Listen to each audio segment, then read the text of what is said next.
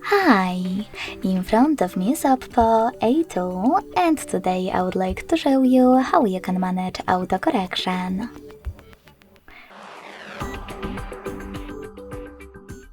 Begin by going into settings and scrolling all the way down to access additional settings.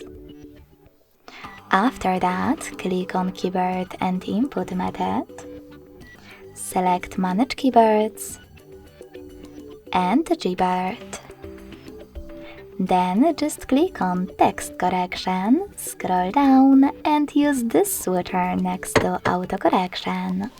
This way you can switch it off or on. Thanks so much for watching. If you enjoyed this video, leave a like, comment and subscribe. Bye!